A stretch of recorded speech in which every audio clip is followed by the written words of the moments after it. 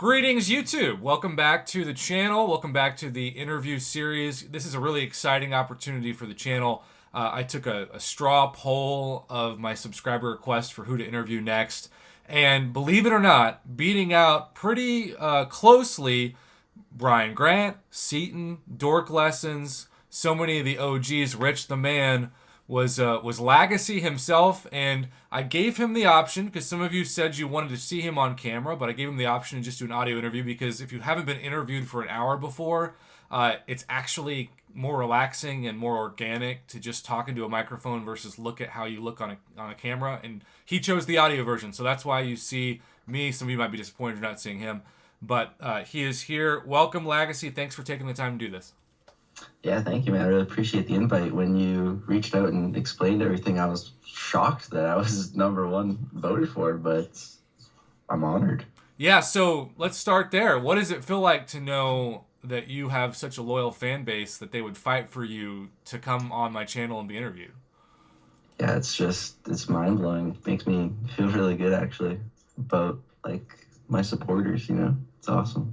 They're very loyal, and it's interesting because they're not just loyal to you, but they have so much respect for your skills that that really is what shone through. So if people are new to your channel, if they're just somehow joining this and learning about it, how long have you been on YouTube now? Started in 2017, or no, 2016 towards the end, but started taking it seriously in 2017 after I graduated high school. Wow. So what caused you to have that moment where you thought, I'm going to start a YouTube channel? So I always liked watching YouTube ever since I started playing Call of Duty when I was in junior high, and I started following anytime I'd find a new game, I'd go and look at YouTubers for that game, and I felt like it just made the experience a lot better and enhanced get into the community, that sort of thing. So I'd liked YouTube and I had wanted to do it, but back then it was more for Call of Duty or other games I was playing. So I kind of always had it in mind, and then I started playing Mcoc.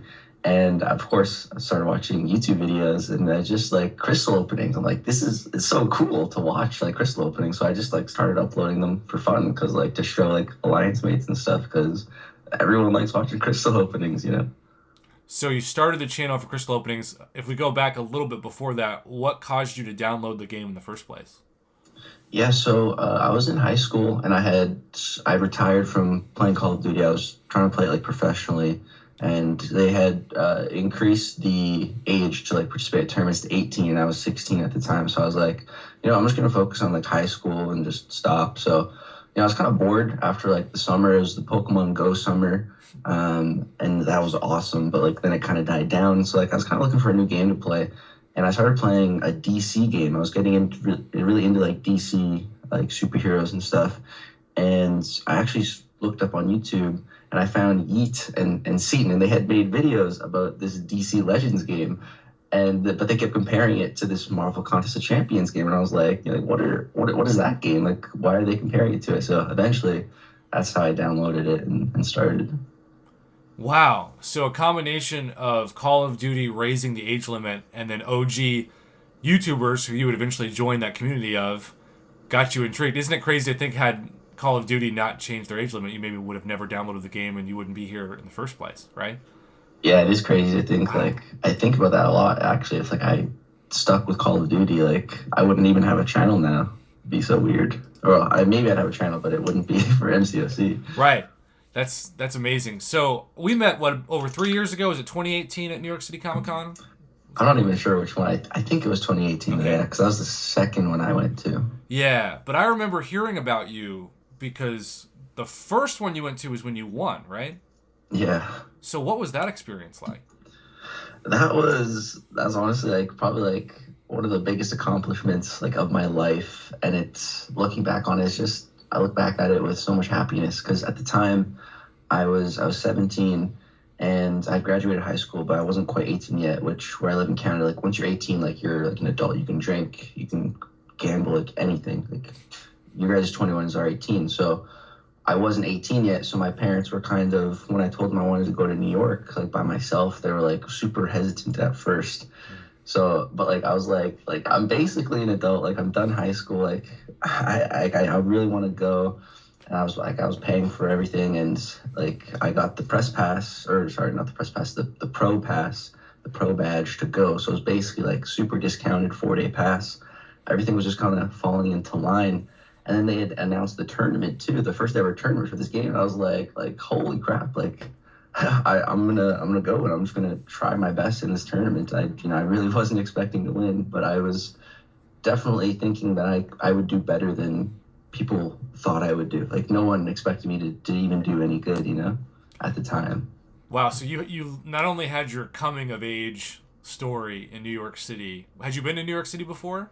No, it's the first Wow. time traveling alone. So you were alone in New York City for the first time, which is intimidating for anybody. And then at the same time, I'm sure when you showed up, like nobody knew who you were. Or very few people knew who you were, Yeah, right? very few. So how is it to go from that to by the end of it, you were like a celebrity to the community in a sense? Because I remember seeing Seaton's coverage of you, and he was real generous and did an awesome job kind of hyping up your skill level. And I feel like ever since that moment, I mean, you've been on that pillars of like, if you want to get good at this game, watch this guy because he's amazing. Yeah, like that's pretty much what jump started my channel. Like at the time I think I had around like 2,000 subscribers. Hmm. And by the end of that weekend at Comic Con, I was over like 5,000. Like that just it was What? such a boost to my channel. It was crazy. Like Wow. that's pretty much what put me on the map, I'd say, in You the more than community. doubled in like 2 days. Hmm. It Wow. was wild. So did that give you added inspiration when you got home to start uploading more videos? Yeah, I felt like because also at the time, I like I said, I had finished high school and I had a part-time job, but like I didn't want to go to school. Like I had been in school for 12 years. I was I used to hate school too because I was just so sick of it being forced to go every day. So I told my parents like I'm taking a year off. Like I don't care. Like I didn't take a year off. I've been to school my whole life, and so they were like, okay, but like after a year, like you need to go back to school. But I was like, I don't know about that. Like I want to pursue YouTube. Like at the time they didn't really super believe in me, which is understandable because like not everyone makes it on YouTube. A lot of people try. So my dad had made a deal with me. He's like, if I can make it's like 15, I think it started like $1,000 a month from YouTube, like about like what rent is, then like they would let me keep pursuing it and just keep living at home and not force me to go to school or anything. And then after Comic Con happened and I won and I came back, like because they watched the tournament and that kind of like changed their whole perspective. Like okay, like that like just so much more support from my parents, which was amazing. Wow. Do you know how long it took you on YouTube to make that minimum rent goal where your parents were like, okay, he can do this? Yeah, it was in December of 2017 after like the big boost from Comic Con, which also December is like the best month for Yeah, YouTube ad gifting revenue as well. events. So that definitely helped Yeah. at the time. But I didn't tell my parents that.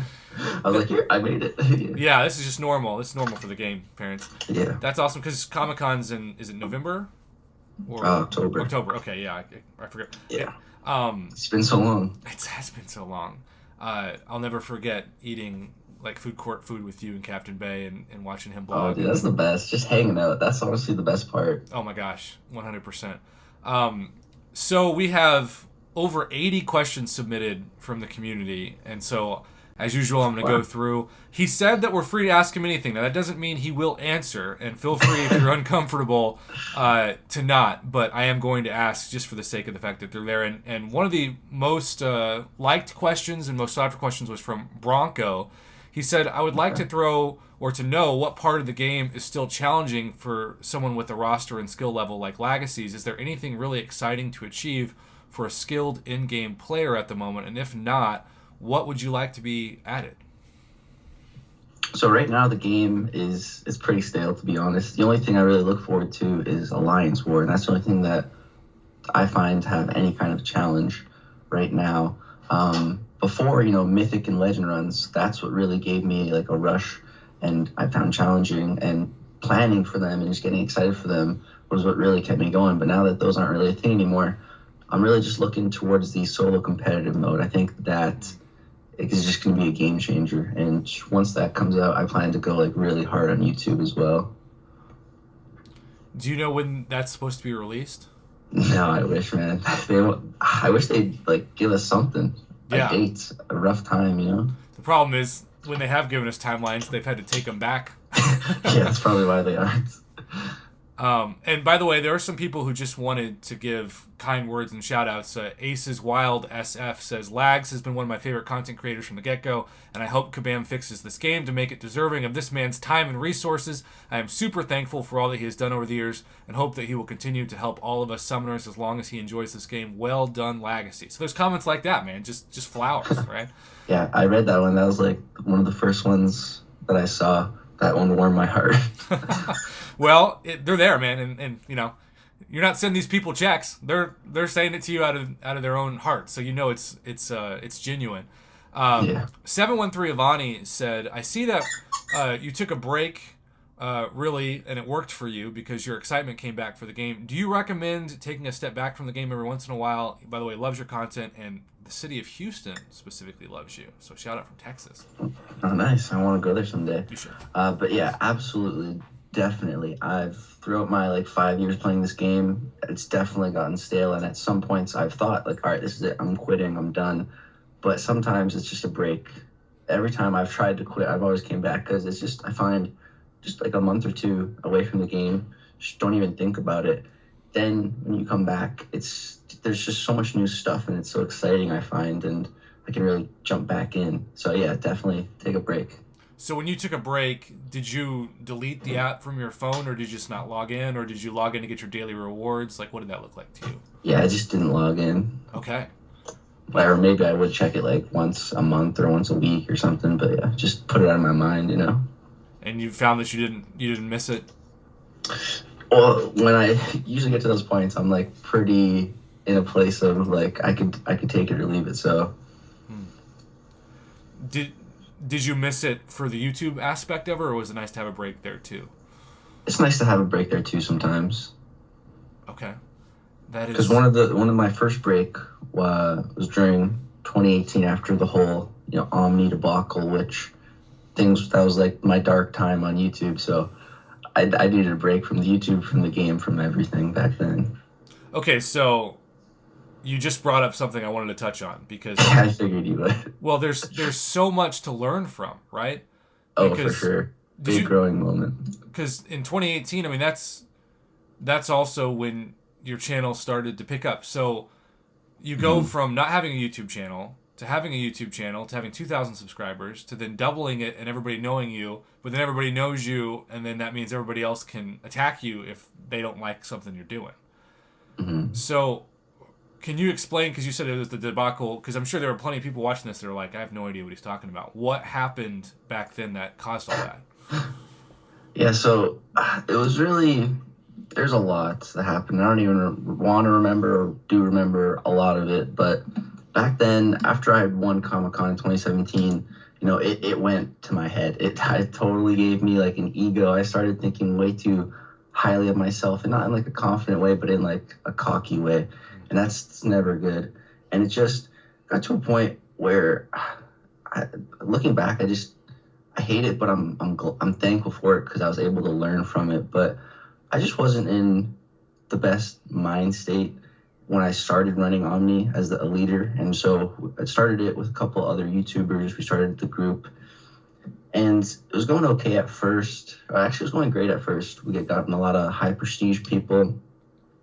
But then Kabam announced Alliance War Seasons. So it was really bad timing to start an alliance from scratch, from like 0 rating, because we had all these high prestige players, and now Alliance War Seasons got announced, and at the time Alliance War Seasons, the seasons were way longer, so the rewards were like doubled, and these rewards when they first came out was just the craziest thing we'd ever seen. So it's the worst time to start an alliance because we did the math, and it was impossible for us to get masters the first season from where we had started with our war rating. So just no one really wanted to stick around and wait it out. Everyone wanted to chase those top tier rewards, and I did too. And at the time, we had some internal drama in the alliance, and I basically was kind of forced to step down from the leadership role, which was a lot of my own fault. But so I wasn't the leader anymore, which I was definitely like salty about it. I felt like, I had started this alliance and it kind of like gotten taken from me. And the person that they made leader jumped ship as well once this whole thing. So basically, I felt like at the time they stole leader from me. They give it to this guy, then he leaves. But I'm not saying that they weren't just to take leadership. I wasn't being a good leader. I wasn't doing the things that leaders should be doing. I just wasn't really doing anything. I was kind of letting the officers take care of everything. And so the person that they made leader jumped ship. A bunch of other officers jumped ship, and one of the YouTubers that we made the alliance with, he also announced he was leaving. And after he announced he was leaving, I was like, okay, like and I talked to the other YouTubers that helped me start the alliance as well, and they said they were thinking about leaving too. So I was like, all right, well, if everyone's leaving, I'm gonna leave. So then I left, but then it turns out some people stayed and they kept it going. And obviously they brought Omni up, which is awesome, but I left, and so kind of the community saw me leave to chase those rewards, and everyone, I was not even close to expecting it to turn out the way it did. I started getting death threats, just so much hate on my channel. It was just, I was so taken aback. I felt like I was just getting like bullied all the time, and it was horrible. Did you have to hide that information from your family too because you wanted them to still support you on YouTube? Yeah, but like they would watch my videos, they'd read the comments, like they could see what was going on. Wow, so your parents could see the threats. Yeah. Wow. So how it was the dark days, I like to think of it as, on YouTube. How did you keep yourself from deleting your channel and just walking away? So that's when I took my first break from the game, and like I said, in my mindset, it wasn't a break. It was, all right, I'm done. I even applied to go back to school to do some upgrading before applying to university. Like, at that time, I was done. You speak now with such a maturity about your cockiness. Was there a moment where you had to step back and have that come to Jesus moment where you're like, man, I'm kind of being a tool about this? Yeah. So actually, 2018 Comic-Con, that's when I was pretty much humbled. So because you met me and you're like, well, I'm way better than that guy. So. Yeah. So losing that just made me realize, like, okay, I'm not the best player. Like, I'm not, and it really made me kind of take a step back and realize. And then I'd say 2019, the year after, I feel like that was like the most growth I had. Like, I feel like I kind of like, I don't know, matured a lot that year, and it really helped me see things differently. And I feel like I also had like a second chance. Like, I had come back to YouTube and things were like really, really good. So I just kind of took it as like a fresh start, Yeah, absolutely. And I still think, because I know as somebody that's had similar comments on my page in the past, it's easy. Like, you can have 99 positive comments, but if there's that one really hateful one, it gets to you. It gets to you, right? Sure. But was it comforting to know that even throughout that darkest period, there still were people who didn't unsubscribe from your channel, and they were there for the good days when in 2019 and beyond when it returned? Oh yeah, seeing like certain names that like have been with you through the good times and the bad, and the nice words that they say, that it means the world, especially when there's so many negative comments as well. Because I'm guessing part of the beauty of coming back after these breaks was coming back to your friends and the community in general. Yeah, for sure. So many good friends in the community. And it's funny because, YouTubers, a lot of these people, you don't know what they look like, you don't know what they sound like, you don't know what their real name is, but it doesn't matter because they still message you and support you, right? Yeah. So that's amazing. Stephen Acosta asks a 3-part question, and I think it's all things that people would like to know. The first one is, what's your biggest goal currently as an MCOC content creator? Okay, that's interesting. I don't know. Really, like, the last big goal was to do the whole Mythic stream and become Mythic, and so we did that. Now, I'm not really sure. Like, I want to, hopefully compete in another like Comic-Con like tournament if it happens. It's definitely a goal to try to win another one of those. But right now, like I said, again, the solo competitive mode, I'm hoping that with that mode, it opens up the game to like a lot more tournaments, and like the next Summoner Showdown type tournament, I hope it, like, I think the qualifiers are so dumb. I hope they stick with the draft solo competitive mode, to like try to get into it, and I'd love to try to compete in something like that as well. Yeah, I was a bit surprised because as somebody that didn't take part in that, did you feel like you had a better advantage with something in person like a New York Comic Con versus what they did with the past year of qualifiers? Wait, sorry, what do you mean? So like obviously with the pandemic, Hmm. the qualifying and like the tournament's been different, but I know that some people have told me that the system or the current system kind of made it. And of course, there were some countries that couldn't compete either. But how was your experience like trying to compete this year in the past qualifier? I just think the qualifier is just silly, just how it's set up for the Summoner Showdown, especially like I don't know, it's so much RNG on these trying to get like the best run and the top run. I'm just not a fan of that format. I would much rather it be formatted to where, because the tournament is the 1v1 draft mode, right? Like, so why isn't that the way to qualify? I would love to see it as like a month or like honestly like a seasonal thing where there's ladders, and so you compete and you get points, and once you get to a high point on the ladder, you can start to qualify for something like the Summoner Showdown. I think that's the way it should be structured. I hate the whole get the fastest run. Like, it's just, I don't think that's really super skillful. And like you said, if it's RNG dependent, a lot of it can be luck and not skill. That is the difference. Steven's second question, this is definitely out of left field, but if you had the chance to create a character, and he didn't specify if this is a Marvel character or not, who would you make and why for the game? Ooh, that's interesting. I was actually just thinking about a character I really want to add earlier. It was it's Toxin. I was learning about him, which is basically the offspring of the Carnage symbiote, and it's said to be like as strong as like Venom and Carnage together. Ooh. And it was saying that Peter Parker has never had the toxic symbiote in the comics, but like they should. And so I would love to have another Spider-Man in game that has the Toxin symbiote as Peter Parker. That'd be so cool. Absolutely. Wow, I didn't know about Love that. to design that. Yeah, that'd be sick. Question 3 from Steven. Do you have a favorite moment that you can think of while playing MCOC throughout? There's definitely a lot. My favorite has to be the during the first Comic-Con on the first day when we were fighting Maestro, and the top time was set by a Star-Lord, and someone had tried Stark Spidey, and they just kind of got like they didn't build up the poise charges, and they just weren't really playing well, and it just really didn't work. And so me going up on stage next, it's like, who do I pick, Star-Lord or Stark Spidey? I want to go with Stark Spidey, but people tell me Star-Lord has the top time. I'm like, no, I'm going to trust my gut. I'm going to go Stark Spidey.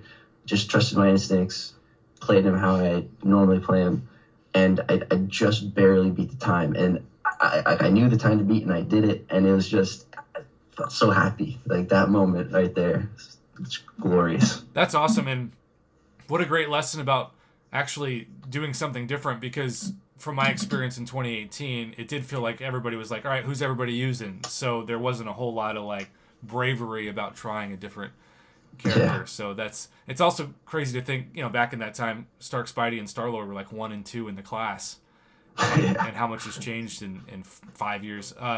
So another question, this is from MAEGES, because a lot of people make the connection that you live in Canada and Kabam is headquartered in Canada. So would you ever consider visiting them in person to give feedback and tour the facilities?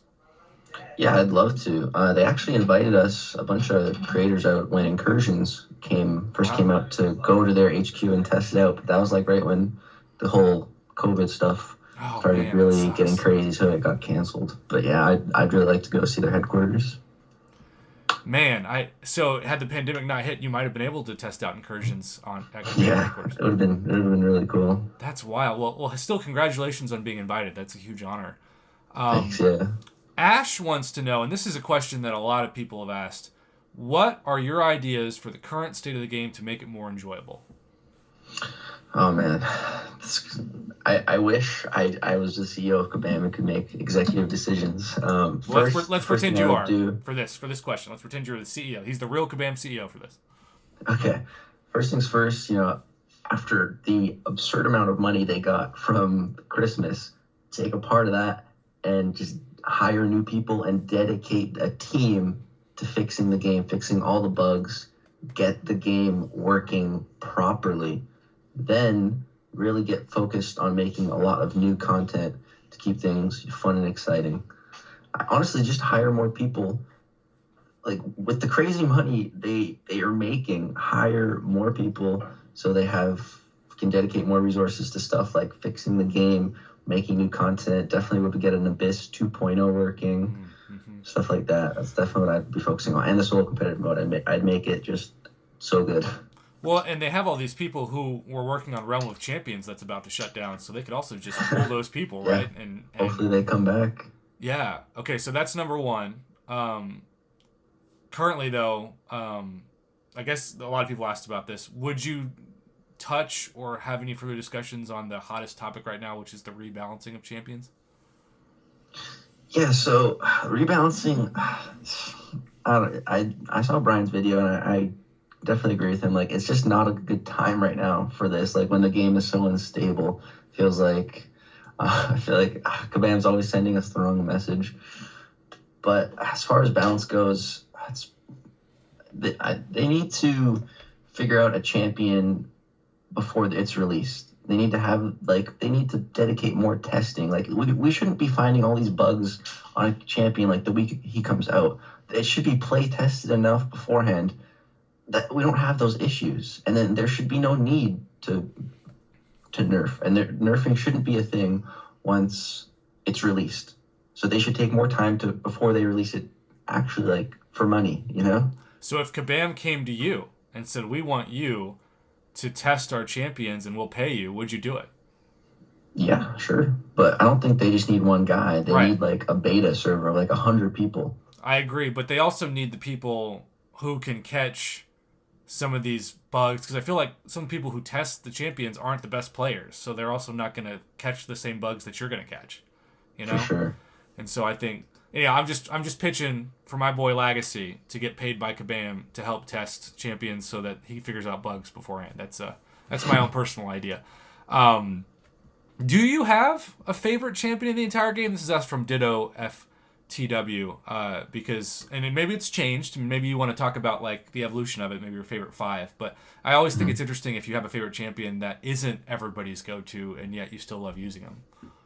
That's interesting that you said. I definitely do have, like, an evolution. Like, I'll give you a top 5 for sure. But number 1, it's just got to be Stark Spidey, because if it wasn't for him, I wouldn't have won Comic-Con. My channel wouldn't be even close to where it is. And, like, Spider-Man's just always been my favorite superhero character, everything. So it's got to be him.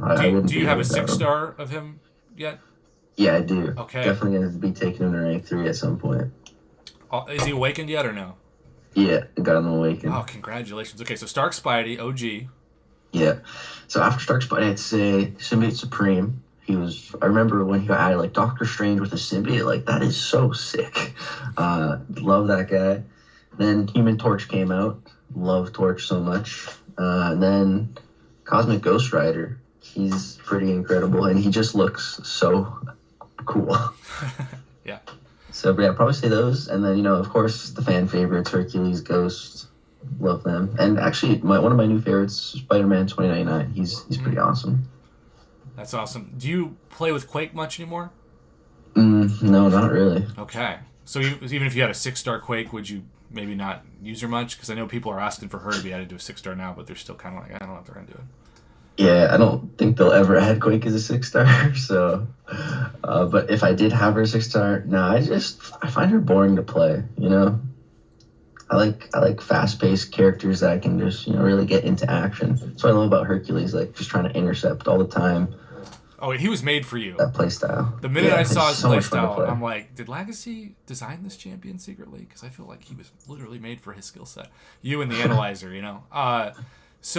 Omben, this is a little bit of an inside question, but he said, I was on Brian Grant's stream on Friday, and 44 minutes into the stream, I asked Brian if there was anything he would like to ask Lagacy, and his question is, what does it feel like to have a level 69 dungeon buddy? Oh, it feels fantastic. The one person I can truly rely on is community Brian Grant. Boom. Amen to that. Great dude. His wife was awesome, too, when I got to have the honor of meeting both of them. Oh, yeah, Laura's hilarious. He married up, by the way. She She definitely is good people. Um, Yeah. okay, so Grimlock Hero, what has been your favorite piece of content ever since you started playing, and then also your least favorite content? Ooh, okay. Mm-hmm. Definitely Abyss is my favorite.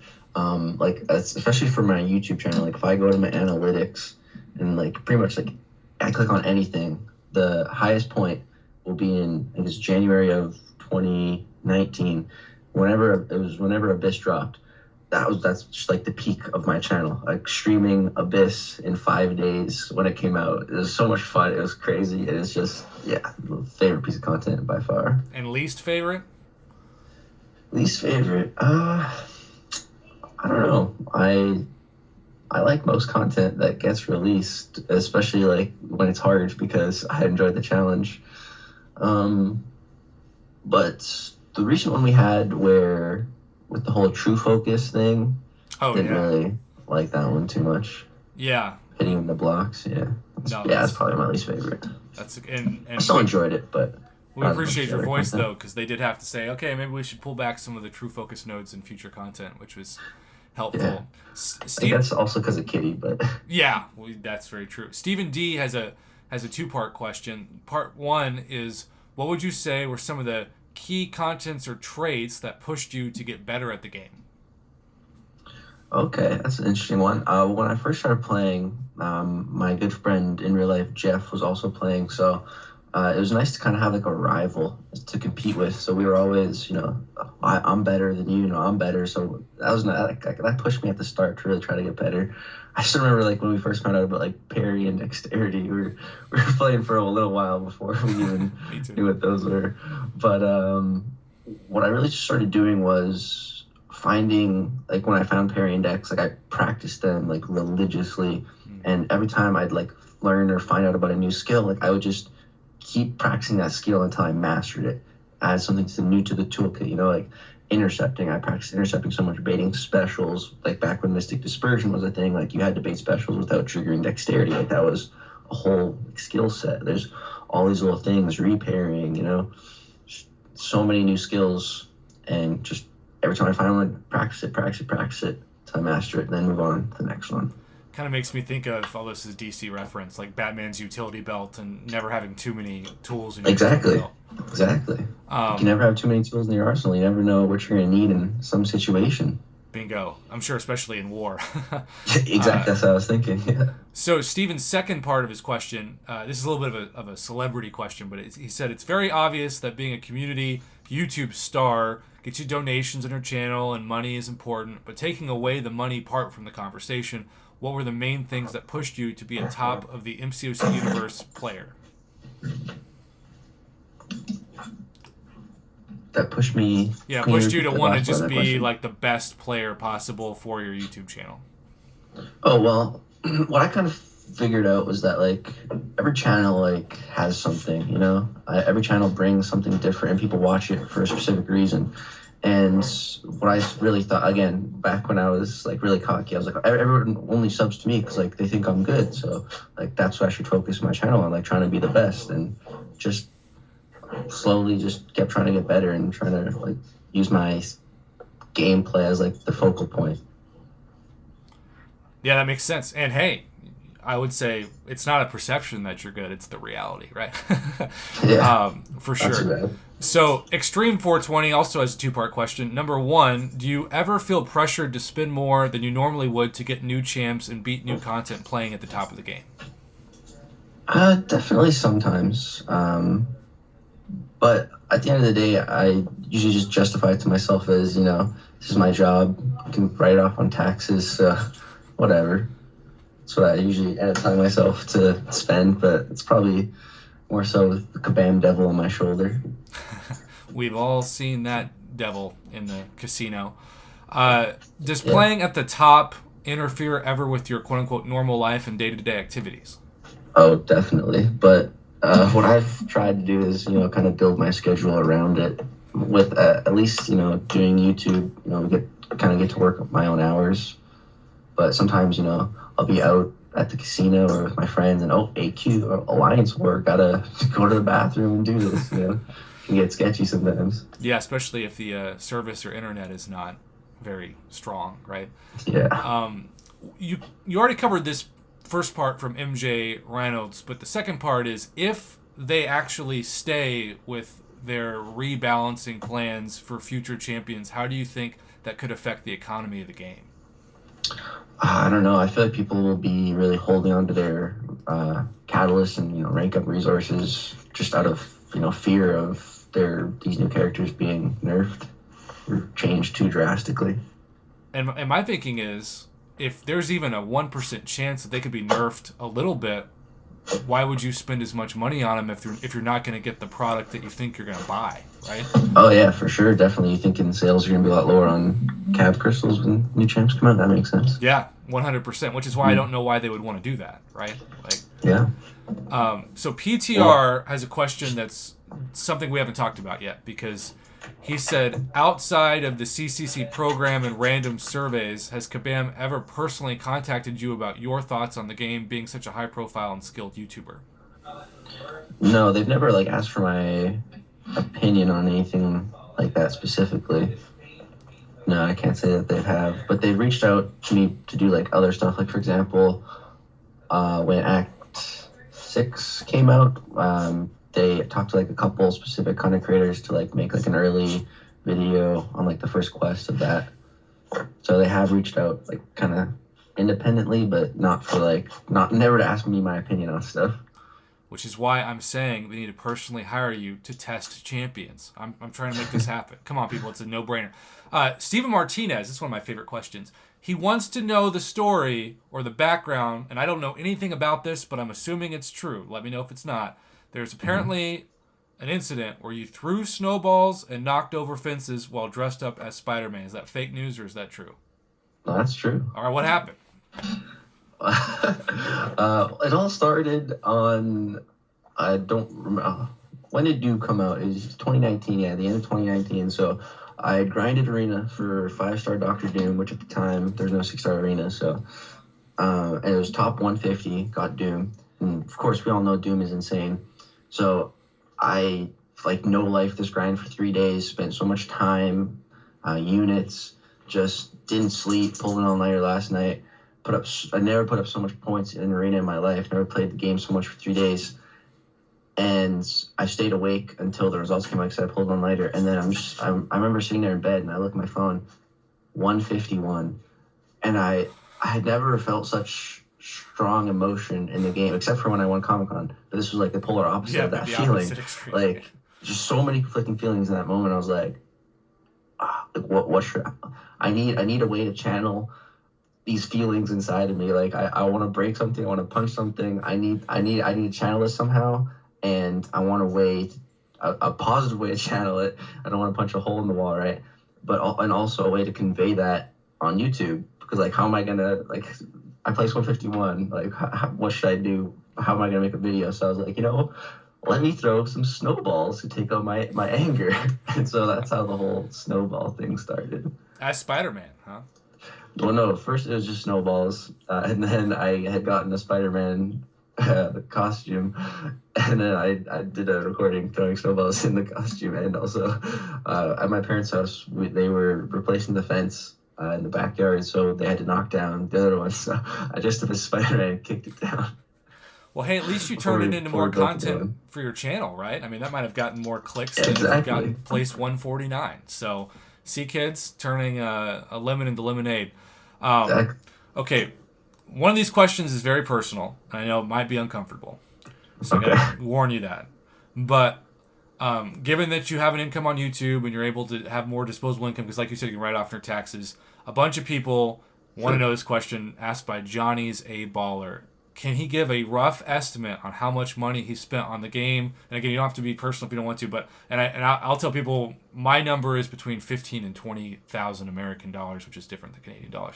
But I also think it's important for people to know what it's like to have the skill level you have versus the money you spent. Because I'm sure there are a lot of people who spent much more money than you and don't have the roster and the skill. So there's a balance. But that's the question: how much money have you spent roughly on the game? Yeah, sure. No, I don't mind answering that. It's honestly the answer is I don't know. I've no idea. I can only give you a rough estimation. Yeah. I'd say it's anywhere from 20 to 25,000, probably in Canadian. Okay. It's somewhere in there. It's similar to you. I was about to say, Similar that's to the very amount you similar to spent, me yeah. if you broke it down in the currency conversion. So thank you for answering that, by the way. Look at that. He took the direct personal question head on. Cole I was Lives. expecting something way worse. That's fine. Well, Thomas wants to know, because you're so close with Brian Grant, what are your honest thoughts on Brian leaving, and how does this affect for Loki seeing someone you know have to step away that's been so proud of something that they've been a part of for so long? Oh man, it's really sad. Everyone in the alliance was really sad about Brian leaving because we all feel that he's such an integral part of the alliance, and For Loki would be nowhere near in the spotlight where it is without him. The whole reason I joined For Loki was because of Brian. So like him leaving, it doesn't feel like For Loki anymore. So yeah, it was really tough when he left. And I hope he comes back one day. I don't know. Maybe I can convince him to one day. Thank you for answering that. BTO has a really good question. He said, I love the start of this question. He says, Lags, pull back the curtain for us mere MCOC mortals. In your opinion, what is the most essential skill that separates good MCOC players from the greats? Honestly, it's tough. I think just having like I said, having all those different kinds of skills in your arsenal makes a really well-rounded player. But I feel like if I had to pick like one thing specifically, probably intercepting. Like if you're really good at intercepting and you can like rely on that, it can get you out of like so many bad situations. Like it can get you out of almost any situation. That's not like just BS damage that you like can't avoid. So I think intercepting. So speaking as someone who sucks at intercepting, and this is as much for me as the audience, how do you practice intercepting?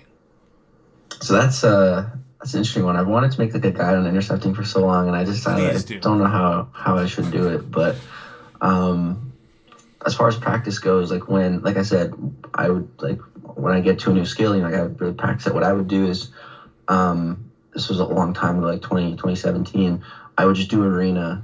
I used to grind a lot of arena, and I would just not parry. I would just try to only like find my openings through intercepting, and just doing that, just playing the game and playing without parrying, try to not rely on parry at all, it kind of pushes you and forces you to learn to intercept more.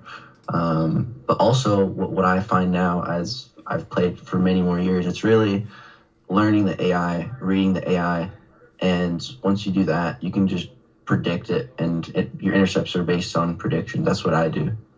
Okay. Well, that is good to know. I'll have to keep that in mind. A couple of fun, quick questions.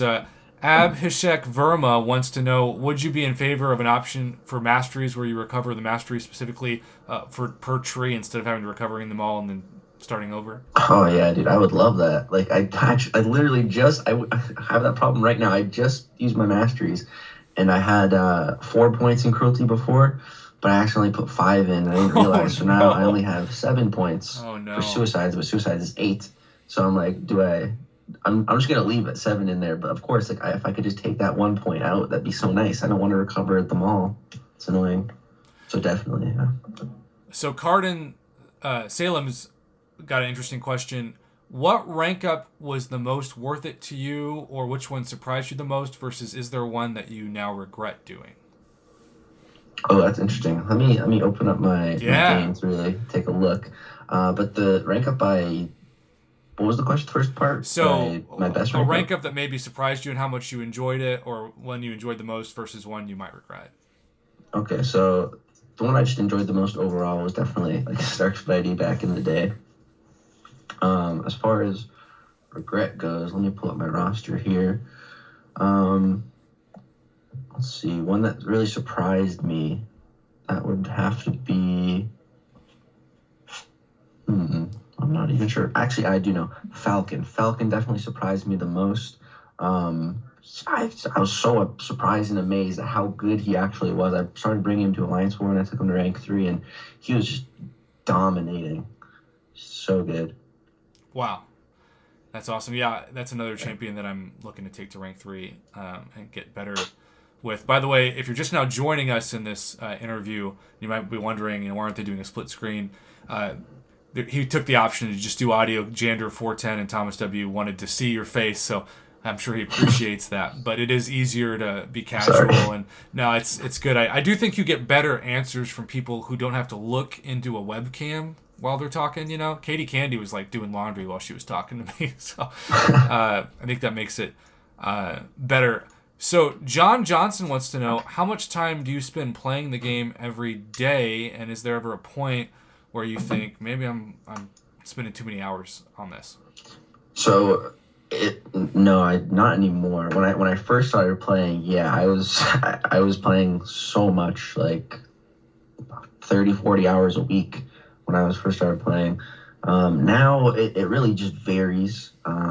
Like right now, really like maybe an hour, 2 hours a day, really not that much. I only really do alliance stuff and a couple fights here and there, questing to make content. It really depends what's going on in the game at the time. But yeah, right now the game's kind of stale, so really not. I'm definitely not spending too much time on the game right now. That is good to know. Monsi Atienza is a owner of a free-to-play account and wants to know your thoughts on overall progression and ability to compete with players who spend if you're free-to-play at this point in the game. So free to play is insane. It's such a grind, but I think that's what I love about Brian Grant is that like he really shows that perspective on YouTube, which I think is so awesome, and he shows that it's possible. It's possible to be in a top alliance. He's not anymore, but if you ask any person for Loki, like, do you think Brian was pulling his own weight in the alliance? Everyone would say yes. Like no one thought he was a hindrance to us. So I count him as being free to play in a top tier alliance. So he's an example of it's possible, but it is such a grind. That man has so much commitment. He streams every night, does so much arena. Like, so it's possible, but it is such a time grind that it's pretty ridiculous and super unreasonable for 99% of people. Fair point. Okay, the two questions I was nervous to ask you about. One, you already answered and hit out of the park, and that was how much money have you spent on the game. The second one, and again, I feel like Dean D asked a version of this. A couple other people asked versions of this. Obviously, when people are professional, skilled players, it is tempting for people to reach out and ask them to clear content. Do you get asked a lot to clear content, and is it tempting to at least consider it, knowing that some people are willing to pay high bucks because you're so skilled? Oh, dude, all the time. I get emails. Please, can you help me do this? Here's my account. Can you do this for me? Like, just so much. Like my email is supposed to be for like business inquiries, it's just, oh, here, can you help me do this content? No, it's not really tempting because it's just like if I did that and like someone in the community found out, like it'd be a Legacy's over party. I don't need that kind of drama, and it's just not worth the hassle. And you probably already wouldn't encourage people to just like, because I've had a couple people, why me? I don't know. Email me like their login and password that I've never met in an email. So just remember to be very protective over your account information, kids. Yeah. Joshua Collins wants to know, can you think of the worst $100 you've ever spent on the game, either unluckiest or lowest value in the long run? It's just looking back, it disgusts me seeing the kind of offers I bought just because of how this game works. Like if you look at last year, like offers that come out last year and compare them to now, like no one would buy them. And it's just like I spent $100 on it. Like back in 2017, I remember I had won a tier 2 alpha. That was one of the prizes for winning Comic-Con. And I remember I was like, I could probably sell this for like $100. Like I was thinking, like, should I try to do that? I never did, but I was like at the time, like a tier 2 alpha was priced at like around $100. One tier 2 alpha catalyst, like that is mind-boggling to think. Now they give them for free like candy. Yeah, the Glory Store, you can get so many for free. Yeah, and blogging calendars and stuff. Like it's crazy the economy in this game, how it goes up. Well, and we're still seeing that with now Tier 3 Alpha Catalyst. So if you look at those price tags, it kind of gives you an idea of what Tier 2 used to be. Skinny Buddha wants to know, is there a rough estimate of how many snowballs you've thrown at your fence throughout your career? I'd probably say only like 20. Okay, that's not bad. Yeah, 10 to 20. Hassan, we answered your question about his current favorite MCOC character and who he wants to add in the game. Cash wants to know, is there anything else on the MCOC wish list that you want? Like just in-game added? Yeah. Yeah, definitely. There's so many small changes that I'd love to see, especially stuff to do with crystals and, like spending $100 and getting all 3 stars. It's just should not be allowed to happen, you know? Like if you buy a 10 pack of crystals and you go so many without getting a 6 star, like then your next one should be guaranteed. There should be like, I think they're called like pity timers or something like that. We should definitely, we should have seen that so long ago. And I love Nexus crystals. I wish we'd see even more stuff like that because RNG in this game can get really ridiculous, especially with awakening gems and tier 4 class catalysts and stuff like that. Like the RNG can just get too ridiculous at times.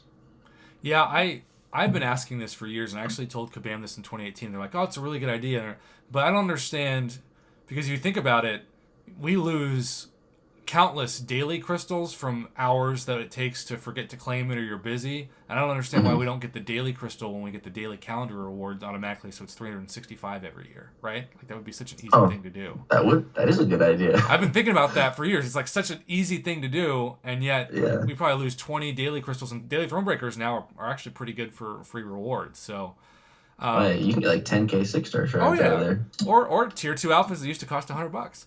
Yeah. Christina Riggs has a really interesting question. I've actually asked myself this, so I'm curious what you think about it. Because, when we started the game 7-8 years ago, there was still a lot to learn, right? Like, what the heck is an alliance? What is Alliance Quest? What is Alliance War? But For sure. Now, if you start the game, how much more there is to know, right? I've thought about that, man. There is so much and so much to do. I would feel like I was expecting to download like Angry Birds level, and then instead it's like Calculus 5. Right? That is crazy to think about in the perspective of new players. It's just so much.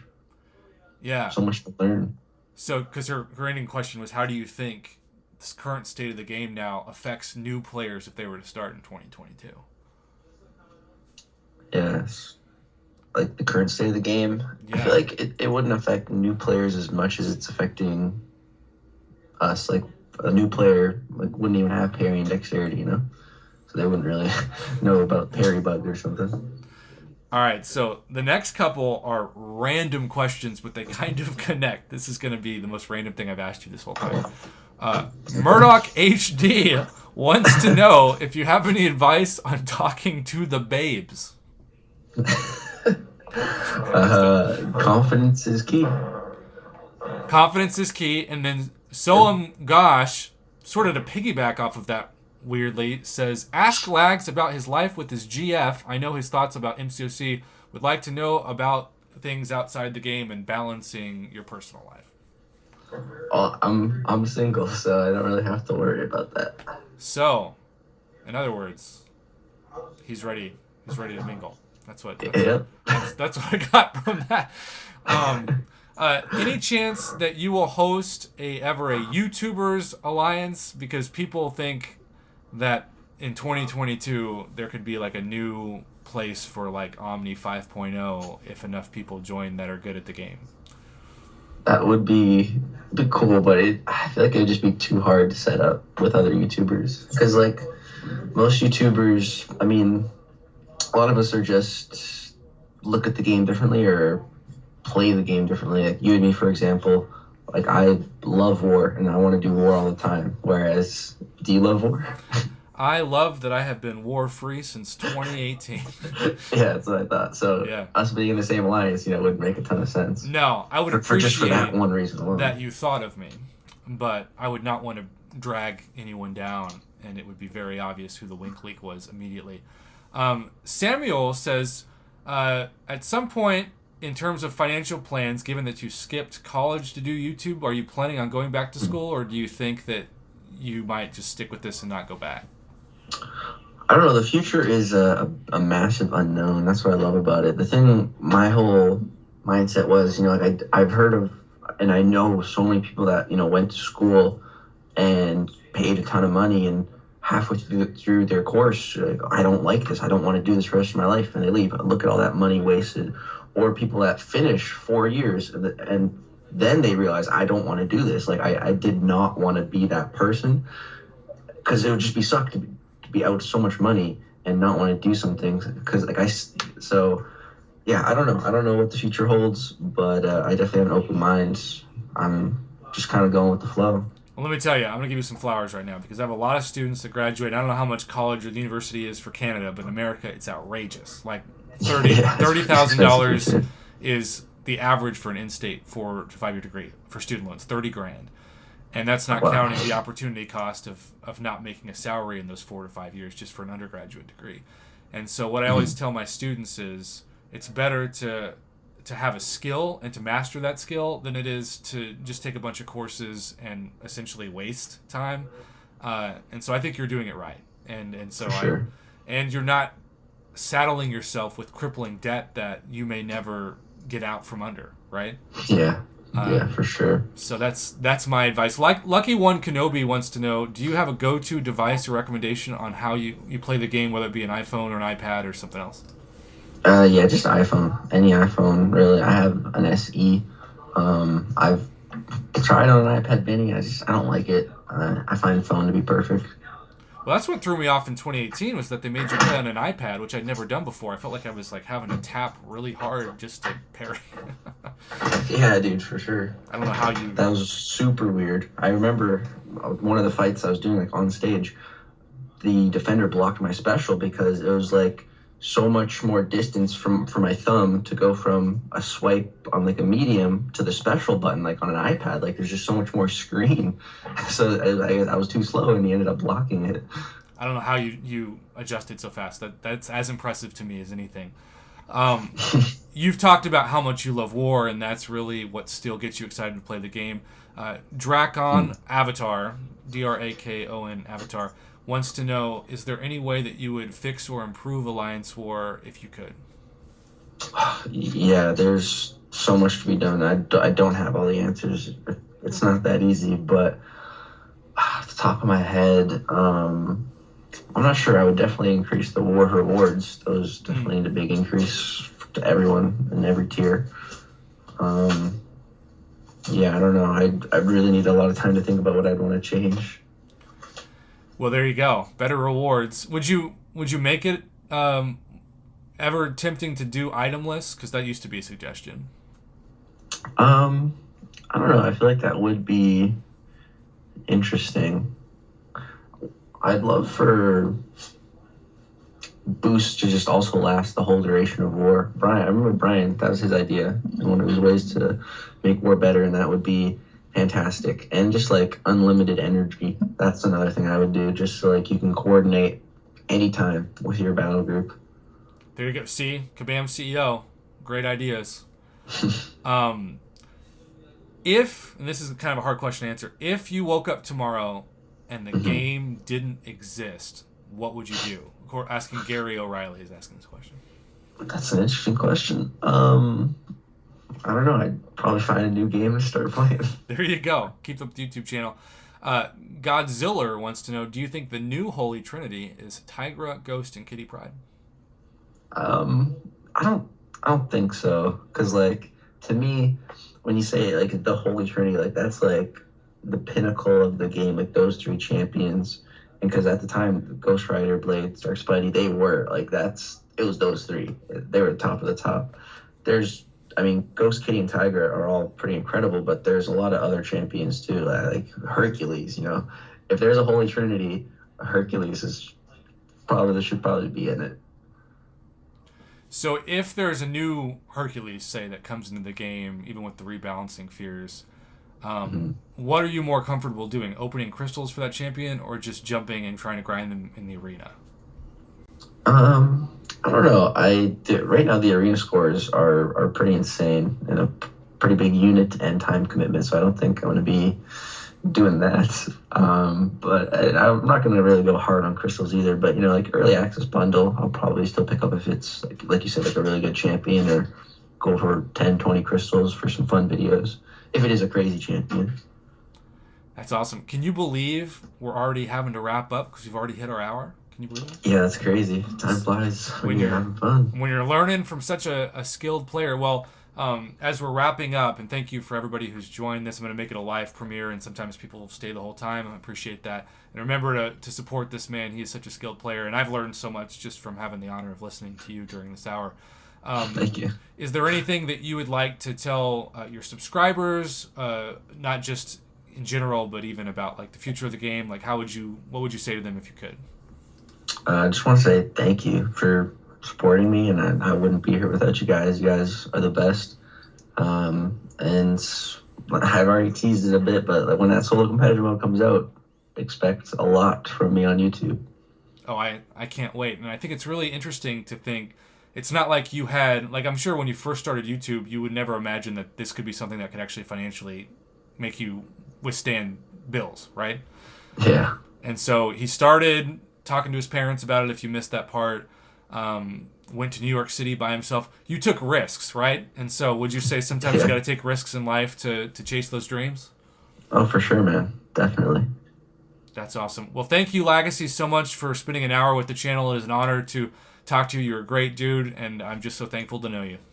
The honor's all mine. Thank you for having me, and thank you to everyone who voted for me. Seriously, it means a lot.